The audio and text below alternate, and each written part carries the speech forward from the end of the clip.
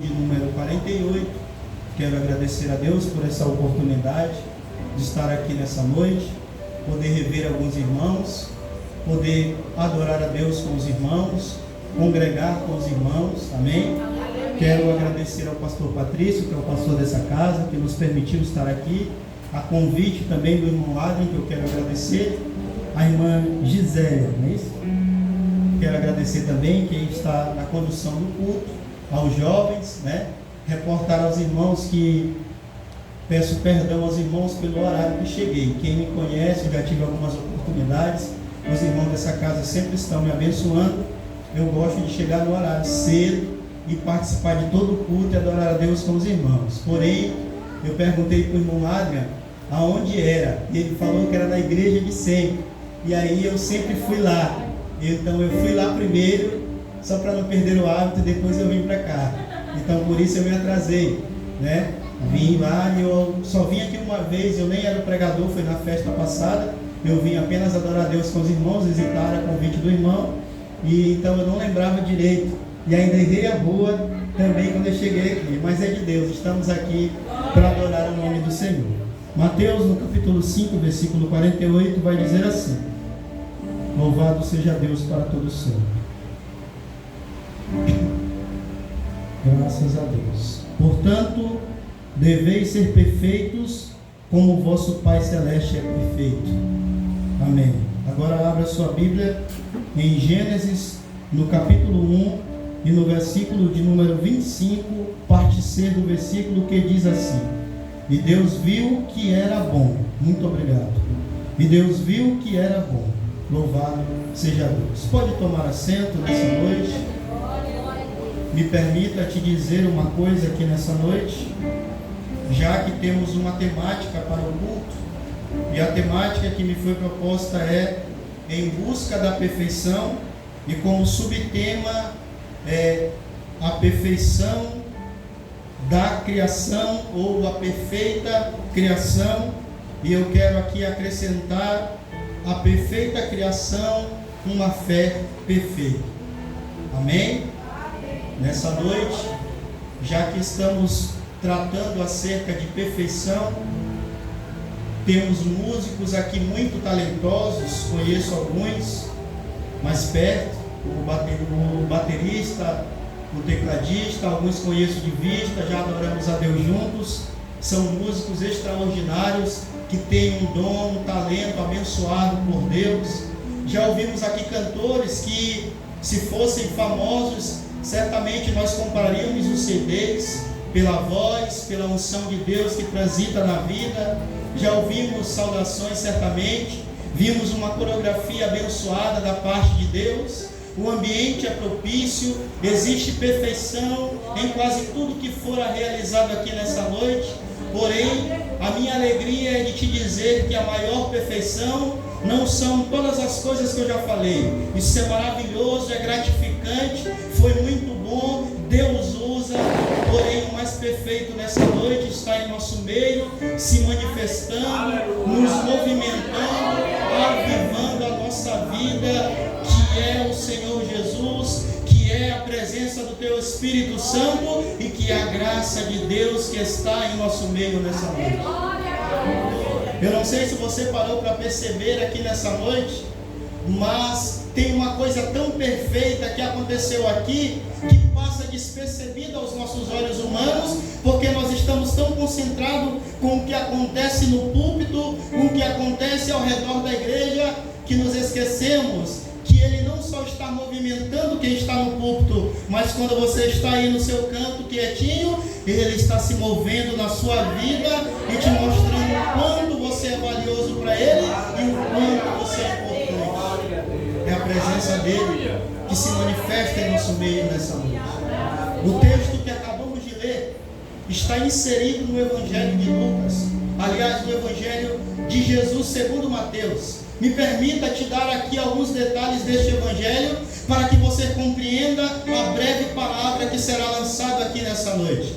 O Evangelho de Jesus segundo Mateus foi um evangelho escrito por um homem conhecido como Mateus. Ao que tudo indica e a história mostra, ele era um cobrador de impostos, um publicano, alguém que dentro da sua comunidade era extremamente rejeitado e detestado, porque ora ele servia a nação que escravizava o seu povo, e por isso era alguém que não tinha o respeito da sua comunidade, era alguém que não tinha muito prestígio das pessoas, da qual fazia parte da onde ele era o povo. Porém, Mateus, a Bíblia vai mostrar em alguns detalhes dos evangelhos que em determinado momento ele vai observar o milagre de Jesus. E eu acho interessante, já que vamos tratar acerca da perfeição, tratar a respeito da chamada de Mateus, porque esse homem olhou Jesus fazendo a pesca maravilhosa, e é interessante que aquilo mexeu com o seu psicológico. Imagine você que uma pessoa que é rejeitada,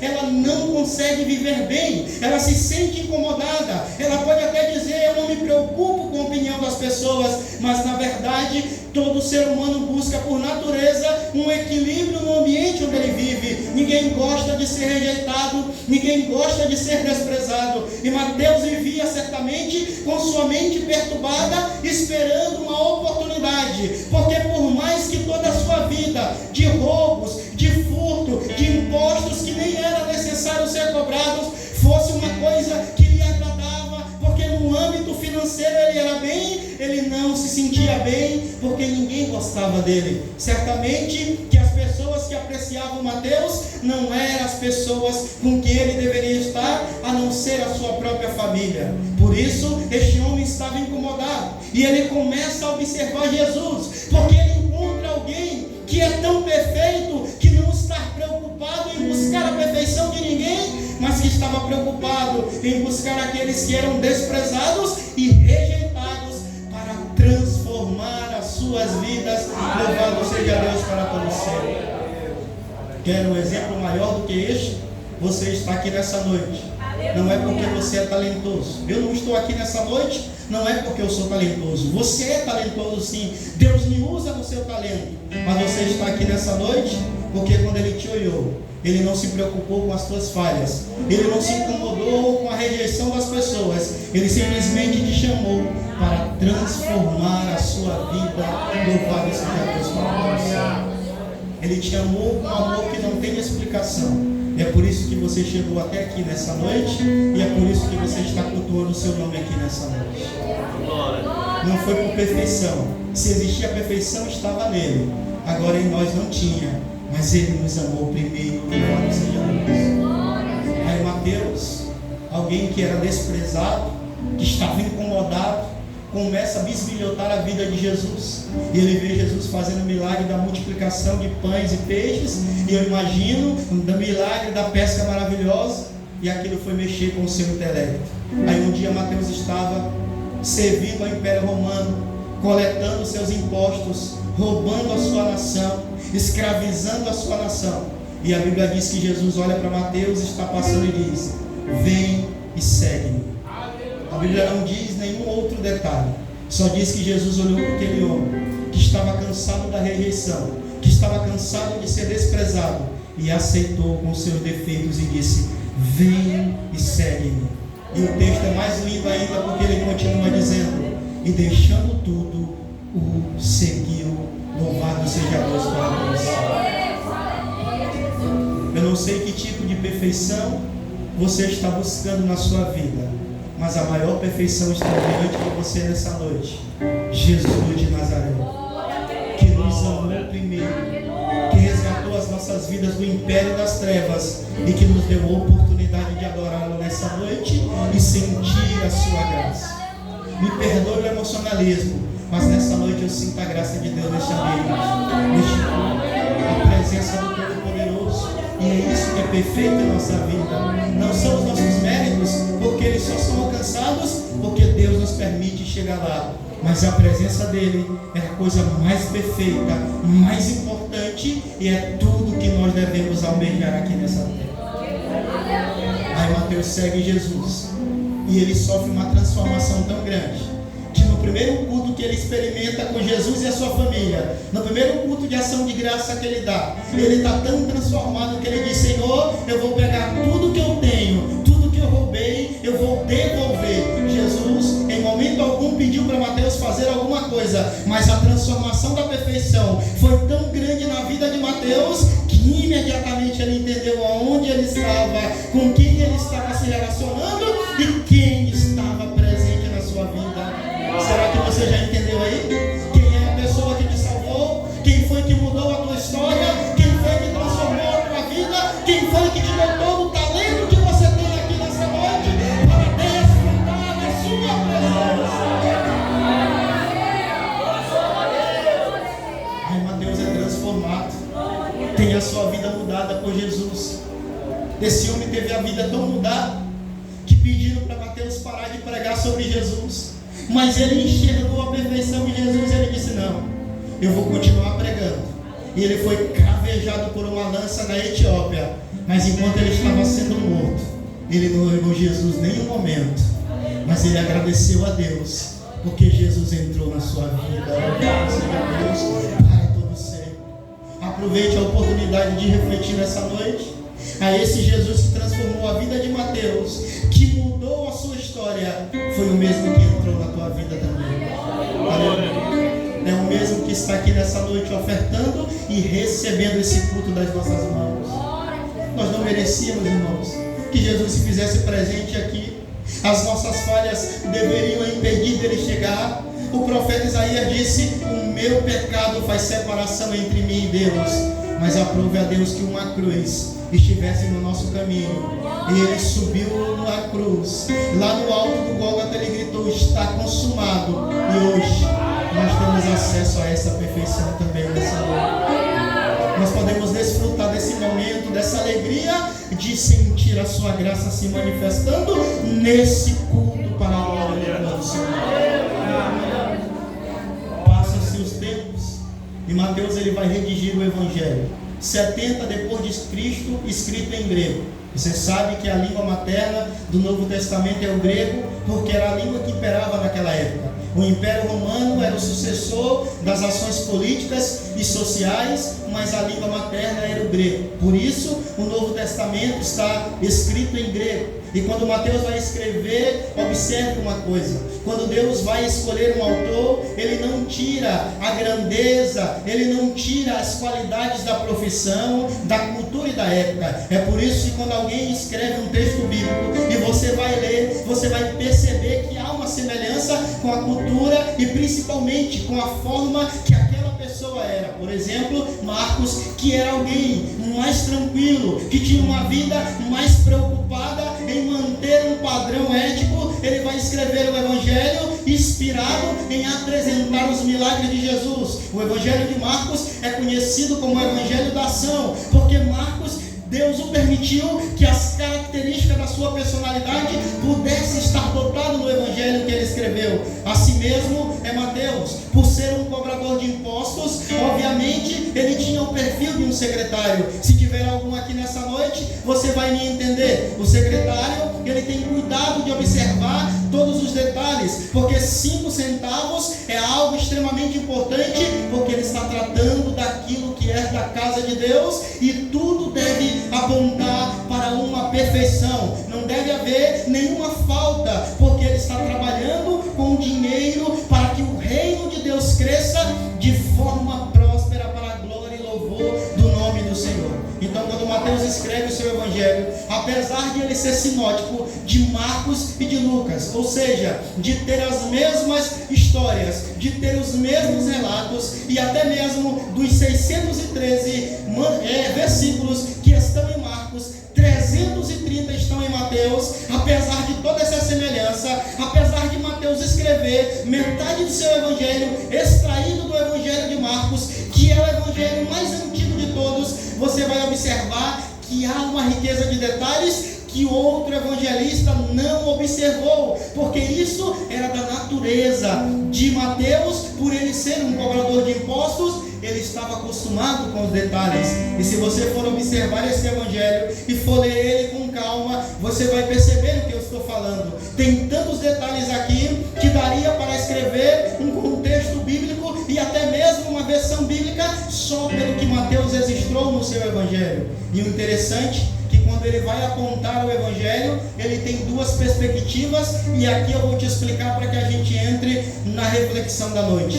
Mateus, ele quer provar para os judeus que Jesus era o Messias de Deus, aquele que salvou a nossa alma da condenação do inferno, e para provar isso, ele precisava conectar Jesus ao Antigo Testamento, porque era do Antigo Testamento que as profecias falavam sobre o Messias. É por isso que os primeiros textos de Mateus, logo no capítulo 1, é uma genealogia para conectar Jesus e provar que ele é o Messias de Deus, que salvou a nossa vida das trevas e que nos libertou para o império do seu amor. É por isso que diversas vezes você vai observar Mateus, em alguns versículos, dizer aquilo que fora escrito pelo profeta, aquilo que foi falado pelo profeta, aquilo que disse o profeta, porque ele precisava conectar Jesus ao Antigo Testamento. Outro ponto importante é que diversas vezes você vai observar que Mateus traz passagens do Antigo Testamento para ligar Jesus e provar que realmente ele era o nosso Salvador. Me permita abrir aqui um parêntese para você. Este evangelho beira a perfeição dos detalhes. Um outro ponto de observação é que Mateus quer mostrar que Jesus era o novo Moisés, só que ele queria provar que era um Moisés maior do que o primeiro Moisés. O livro de Mateus é dividido em 5 partes para provar que Jesus era o novo Moisés, porque Moisés escreveu os 5 primeiros livros da Bíblia. O livro de Mateus vai registrar que Jesus jejuou 40 dias e 40 noites para poder provar que Jesus era o novo Moisés, porque Moisés jejuou 40 dias e 40 noites. O livro vai provar que Jesus era o novo Moisés, porque Moisés desceu às águas e ele era conhecido como aquele que saiu das águas. Jesus precisou descer as águas batimais. Moisés subiu ao monte, e quando ele desceu do monte, ele desceu trazendo 10 mandamentos. Jesus subiu ao monte, e quando ele veio do monte da oração, ele saiu pregando um novo mandamento e dizendo: o novo mandamento vos dou, amarás ao Senhor teu Deus sobre todas as coisas e o teu próximo como a ti mesmo. É tão perfeito o encaixe de Mateus sobre a perfeição de Jesus, sobre aquilo que ele ia explicar de Jesus, que quando ele vai registrar no capítulo 5, conhecido como Sermão do Monte, ele vai apresentar as bem-aventuranças do reino, ele vai apresentar o reino de Deus para nós, ele vai deixar claro qual era a finalidade do reino de Deus. Quando nós chegamos no versículo de número 48 do capítulo 5, ele vai expressar tudo que foi falado no maior sermão que existe na Bíblia. Ao que tudo indica, esse sermão durou alguns dias. Jesus subiu em um monte perto de Cafarnaum e ele começou a pregar a palavra, e aquilo foi tão impactante que as pessoas ficaram lá no primeiro dia, no segundo dia, no terceiro dia, só ouvindo Jesus pregar o que era o reino de Deus. Me permita te dizer uma coisa nessa noite. Nós, principalmente nós que somos jovens, eu estou casado há 5 anos, há 3 anos, e estou com minha esposa há 5 anos. Mas sou jovem, sempre cuidei de mocidade, mudei de congregação, e o primeiro cargo que eu recebi foi para cuidar de jovem de novo, e 2, para ser exato. E nós temos um mal muito grande, principalmente a gente. Estamos buscando um evangelho de facilidades, que me permita estar lá no mundo e servir a Deus ao mesmo tempo, que me permita perder a minha santidade e continuar no vocal cantando e glorificando a Deus. Mas o evangelho apresentado no capítulo 5 de Mateus é o evangelho que grita a santidade, porque Mateus termina dizendo: sede perfeitos como o vosso Pai é perfeito. E o que ele vai apresentar ali não é o evangelho de facilidades, mas é o evangelho que transforma a nossa vida, que nos faz abrir mão de quem nós somos, dos nossos desejos, para tributar a Ele toda a glória, todo o louvor, toda a honra e toda a majestade. Tem um adágio popular que é muito interessante e que ele serve para os dias de hoje e para o culto que estamos aqui nessa noite. Diz que a prática leva à perfeição. Como você quer ser perfeito na presença de Deus, se a sua prática é lá fora? Se você não se congrega, se você não vem à igreja, se você só vem esporadicamente, só nos cultos de domingo, me permita te dizer nessa noite, não é a doutrina, mas a palavra de Deus, ela doutrina a nossa alma. Nessa noite, eu não vim te pregar um evangelho que vai fazer você só pular. Pulo faz parte, a gente se alegra, a gente corre no meio da igreja, a gente fica um pouco mais exaltado, dá vontade de gritar. Mas o principal é a transformação da nossa alma, porque perfeição não está no movimento, perfeição está em uma vida de santidade, de adoração, de reverência, de entrega, de tributar a nossa vida para que Deus seja honrado.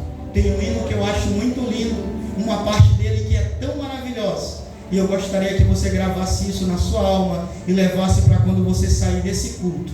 Talvez agora essa palavra te gere um emocionalismo, porque isso faz parte, é normal. Quando você escuta alguma coisa, ela vai causar algum impacto na sua área sentimental, mas eu quero que ela fique transformando a sua vida e você comece a mudar. E esse hino diz: Senhor, eu vou gastar a minha vida até o último dia para que o Senhor seja glorificado. Isso é perfeição do Evangelho. É entregar a nossa vida para que a missão do Evangelho seja cumprida. É fazer como o pastor Patrício. Já tem alguns anos, pastor. Lembro que eu era muito amigo do seu filho, do Rui. Joguei muita bola, viam-se com ele, via o Senhor, e hoje o Senhor permanece aí. Está praticando. Um dia, toda essa prática vai nos levar à perfeição, porque nós estaremos com Ele frente a frente. Iniciaremos com Ele. Nós estaremos diante dele, e toda dor, todo sofrimento, toda tristeza, toda angústia, tudo que nós abrimos mão, vai valer a pena. Louvado seja Deus. Aí Jesus vai apresentar aos fariseus e aos religiosos daquela época. Sabe o que eu acho interessante nesse texto que a gente leu, o versículo de número 48? É que Jesus não estava falando para quem estava distante dele. A gente costuma pregar para a gente só a primeira parte do Sermão do Monte. Bem-aventurado, muito mais do que felizes são aqueles que guardam os mandamentos. Só que todo aquele texto é para quem andava com Jesus, é para quem era discípulo de Jesus. E o versículo 48 era para nós também. Jesus está convocando seus discípulos a viverem um verdadeiro evangelho, não esse que entrega carro, casa, fama e fortuna. Jesus também dá isso. Ele também entrega, ele também dá carro, ele também dá casa, ele também dá fortuna. Tudo está nas mãos dele e ele é o dono do ouro e da prata. Porém, o que ele nos dá, que é perfeito, é a salvação por intermédio da cruz, que nos resgatou e nos transformou para que hoje nós pudéssemos chegar aqui nessa noite. Foi por isso que Jesus precisava terminar todo aquele sermão que durou muitos dias. Percebam, esta é a última frase de Jesus: sede perfeitos, como o vosso Pai Celeste é perfeito. A palavra perfeição, ela tem no seu significado mais comum, não é somente aquilo que não tem defeito. Porque se nós fôssemos julgar na perspectiva do português, nós não conseguiríamos ter condições de sermos o que a Bíblia está pedindo. Porque perfeição tem a ver com estrutura daquilo que não tem falhas. A palavra perfeição está ligada àquilo que não tem falhas. Todos nós falhamos e pecamos. A Bíblia diz: todos pecaram e destituídos estão da glória de Deus. Mas o mesmo texto diz que Deus nos transformou, lavou a nossa vida e hoje nós estamos na sua luz para todo sempre. Porém, o significado etimológico da palavra perfeição é aquilo que está completo. E aqui eu e você podemos nos encaixar. Porque quando o texto vai falar de perfeição, o texto não está tratando sobre não ter falhas, mas o texto está falando sobre completar aquilo que nós começamos. Nessa noite, Você está diante de alguém que está pregando a palavra para você, mas que um dia se afastou dos caminhos do Senhor, que um dia ousou até mesmo pensar em tirar a sua própria vida, que um dia disse para Deus que não queria mais viver, mas é esse mesmo que está pregando. Só que um dia eu tive um encontro tão transformador com ele, mas tão mudado com ele, que a partir daquele momento vão fazer 14 anos que eu estou na presença dele e nunca mais quis sair daqui. Já falhei algumas vezes na trajetória, mas eu lembro que eu tenho a chance do arrependimento e de voltar-me mais uma vez para servi-lo com alegria. Jesus, ele termina o Sermão do Monte, conclui com uma perspectiva diferente daquelas pessoas, porque todos que andavam com Jesus, eles se encaixavam nesses 3 perfis que você vai acabar de ouvir agora. O primeiro perfil dos que andavam com Jesus era dos interesseiros. Jesus uma vez estava caminhando e alguém disse: Jesus, eu vou te seguir. Jesus olhou para ele e disse: olha, nem adianta tentar me seguir pelo que eu tenho, porque as aves do céu têm até ninho, todo mundo tem onde reclinar a cabeça, mas o Filho do Homem não tem. Jesus despachou ele porque ele era um discípulo, mas o seu interesse era em ter aquilo que Jesus podia oferecer no âmbito terrestre. O segundo grupo dos que andavam com Jesus era o grupo dos que precisavam de milagres, e quando eles recebiam, eles iam embora e nunca mais voltavam. Mas tinha um grupo que se encaixava naquilo que Jesus falou, que começaram seguindo Jesus, que continuaram seguindo Jesus e que terminaram seguindo Jesus. Teve uns que completaram a perfeição, que foram jogados nas arenas, mas como diz aquele louvor tão lindo também, mas eles chegavam nos céus com as suas vitórias nas mãos. Teve uns que foram partidos ao meio, mas eles diziam: Senhor, eu vou morrer aqui, mas eu sei que tu estás me esperando no paraíso. Teve alguns que completaram a perfeição, que disseram: Senhor, eu não posso morrer como o Senhor morreu, eu pedi para que invertessem aquela cruz, porque eu não sou digno, porque tu és perfeito, mas eu busco a tua presença, e te buscando, eu busco a perfeição do reino de Deus.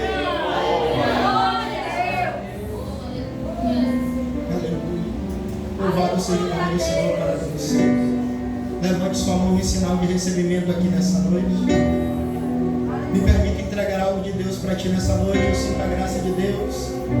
Juventude que está aqui nessa noite, nós estamos bombardeados por muitos incêndios do diabo e do inferno, mas nessa noite a palavra de Deus é que as portas do inferno não prevalecerão contra a juventude de Deus. Tem muitos aí que já caíram, já desanimaram, já fracassaram, mas eles vão se levantar, porque a palavra de Deus nessa noite é: sede santos como eu sou santo. Recebe de Deus nessa noite a perfeição da sua santidade. Recebe o renovo de Deus nessa noite. Recebe o avivamento de Deus nessa noite. Recebe a transformação da alma. Aleluia. Aí o texto que eu te apresentei como segunda observação é o texto da criação, e aqui eu concluo. A Bíblia diz que Deus, na sua plenitude máxima, Ele coexiste em uma trindade. E isso é tão interessante, porque Deus só permitiu ser trindade para que Ele pudesse se relacionar conosco, porque assim Ele saberia como era o relacionamento, e em todos os aspectos. Imagine uma divindade que se relaciona e que coexiste numa perfeição entre três. Eu vou te provar isso. Quando Deus ele vai criar e arquitetar o homem, Ele diz: façamos o homem nossa imagem e semelhança. Observe isso. Quando nós estamos tratando de perfeição, Deus agora vai olhar para alguém que está com Ele e vai dizer: façamos o homem nossa imagem e semelhança. Me permita te dizer que se Deus tivesse dito: faça o homem nossa imagem e semelhança, aquela pessoa que estava com Ele não tinha a mesma qualidade, porque Ele estaria dando uma ordem. Se Deus tivesse dito: faremos lemos, o homem seria como se aquela pessoa tivesse já planejado sozinho e agora só fosse arquitetar. Mas Deus é tão perfeito na sua trindade que Ele disse: façamos, aprovando que quem estava com Ele tinha a mesma essência, tinha o mesmo poder, tinha a mesma característica e que se relacionava de forma perfeita um com o outro. Louvado seja Deus para todo sempre. E a Bíblia vai dizer que eles eram tão perfeitos que eles agora, no primeiro versículo bíblico vai dizer: e no princípio criou Deus os céus e a terra. Deus Pai criou todas as coisas e o Espírito de Deus pairava sobre as águas. Ou seja, Deus Pai, Deus Espírito Santo, e tudo foi criado pela palavra. Ele é o verbo que se fez carne. Deus Pai, Deus Filho, Deus Espírito Santo coexistindo na perfeição. E quando Ele vai construir o universo, a Bíblia diz que a terra era sem forma e vazia. E Deus é tão perfeito que Ele levou 3 dias para transformar a terra, para tirar tudo que era sem forma. Levou 3 dias para transformar tudo que era vazio, e no 7º Ele descansou. E quando Ele concluiu todas as coisas, no versículo que nós lemos, Ele disse: e viu Deus que era bom. Louvado seja o nome do Senhor, Deus. Está entendendo aí? O Sermão do Monte fala sobre a perfeição do reino de Deus. Os primeiros versículos que nós lemos, os primeiros versículos bíblicos apresentam um Deus perfeito, que existe numa trindade que é perfeita e que nos formou na sua perfeição. Satanás está tentando abaixar a nossa cabeça, dizendo que nós não vamos conseguir, falando que nós não poderemos atingir esse objetivo, que um jovem não vai chegar, que santidade não vai ser possível conseguir. Mas nessa noite, Deus me trouxe aqui para te dizer que nós vamos chegar lá, porque Deus é perfeito e nos fez na sua perfeição. Louvado seja Deus para todo sempre. Agora que você já refletiu, está entendendo por que o Sermão do Monte foi escrito com aquelas palavras? Jesus disse: vocês ouviram o que foram dito aos antigos? Amai os seus amigos e odiai os seus inimigos. Aí Jesus disse: não, amai os seus amigos e amai também os seus inimigos. Amai os seus amigos e orai pelo que vos perseguem. Sabe o que Deus estava dizendo? O reino de Deus é perfeito. Não existe divisão, não existe a minha igreja, não existe o meu vocal, não existe o meu culto, não existe o meu dia, não existe a minha coreografia, não existe a minha banda. Existe o reino de Deus perfeito. Louvado seja Deus para todo sempre. Está entendendo agora? Jesus fez tudo perfeito. O diabo, com as suas artimanhas, corrompeu o livre-arbítrio de Adão e Eva e permitiu que o pecado flagelasse a humanidade. Mas Ele mesmo transformou o pecado da nossa vida e nos trouxe para a sua luz. Isso não é desculpa para a gente viver a comunhão, isso não é desculpa para a gente viver a santidade, porque Deus amou o mundo de uma tal maneira que deu seu Filho unigênito para que todo aquele que nele crê não pereça, mas tenha a vida eterna. É por isso que Jesus clamou: sede santos, sede perfeitos, como o vosso Pai Celeste. Fique de pé comigo nessa noite. Eu costumo respeitar o tempo que me é dado. Eu tenho 2 minutos. E nesses 2 minutos, já estou fechando até a Bíblia. Eu quero aproveitar essa oportunidade para nessa noite nós transformarmos a palavra ainda mais prática. Hoje foi uma noite de reflexão. Você vai sair daqui com essa palavra martelando na sua cabeça. Deus fez tudo perfeito. Só que Satanás, com suas garras sujas, está tentando atrapalhar, está tentando destruir. Eu lembro, irmãos, foram muitos que estavam do meu lado. Eu tenho certeza que você lembra. Quantos estão lá fora agora, sem vida, sem Deus, presos no pecado, sem força para sair? E você está aqui nessa noite. Você tem a oportunidade de mudar a sua vida e ajudar Ele a mudar a dele também que está lá fora. Deixa eu te fazer uma pergunta. Tem alguém aqui que está afastado dos caminhos do Senhor? Levanta a mão, só para me conhecer. Tem alguém aqui assim? Que saiu dos caminhos do Senhor, que está afastado?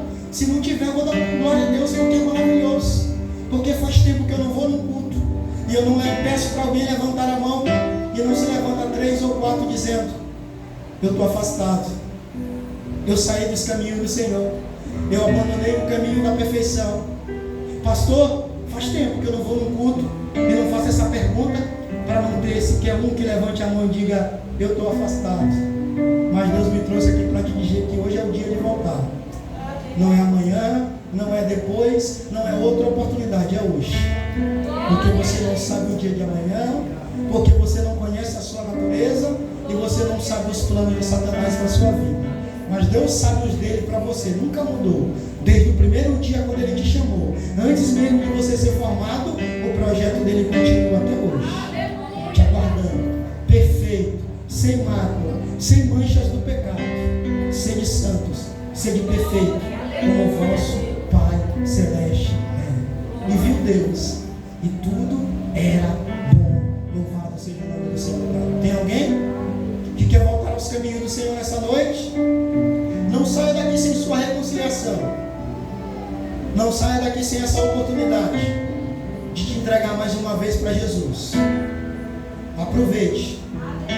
Graças a Deus. Está ouvindo alguém ali para Jesus? É isso? Graças a Deus. Você pode glorificar a Deus por isso.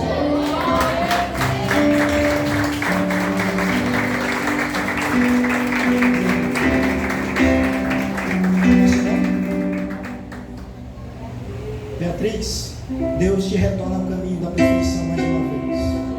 Você vai ouvir muitos convites que não são perfeitos.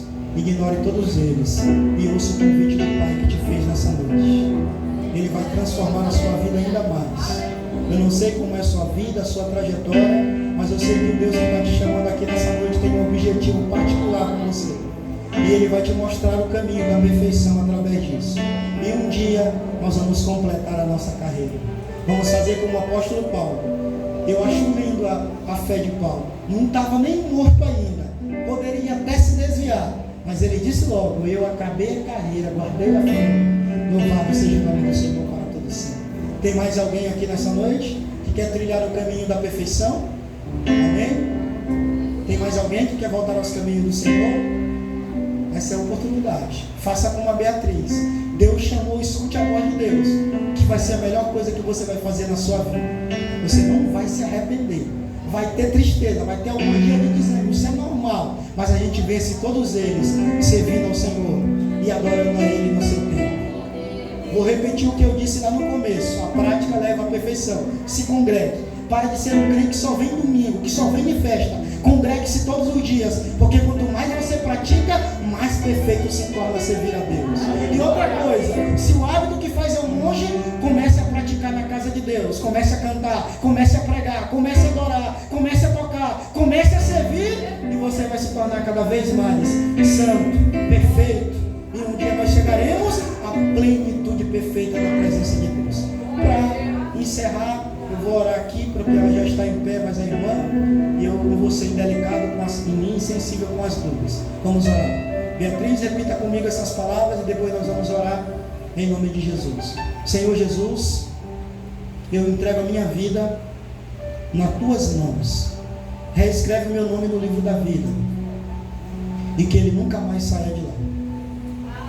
Soberano Deus e eterno Pai, nós como tua igreja estamos em tua presença nessa noite e a tua palavra já fora pregada, Senhor, nesses minutos o qual eu recebi.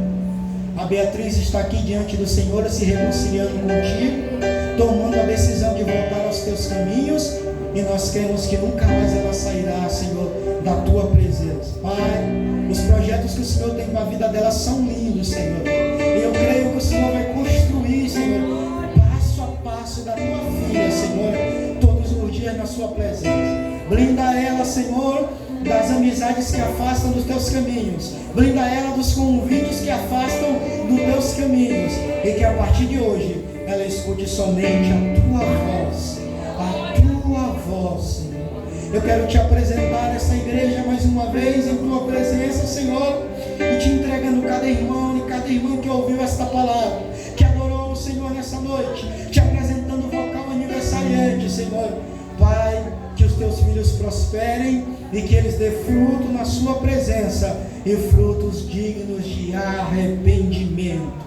Senhor, lava nossa alma nessa noite na tua presença, renova nossa vida, aviva nossa alma e transforma nossa mente em tua presença, Senhor. É o que nós oramos e em nome de Jesus nós te agradecemos como igreja, não somente hoje, mas para todo sempre.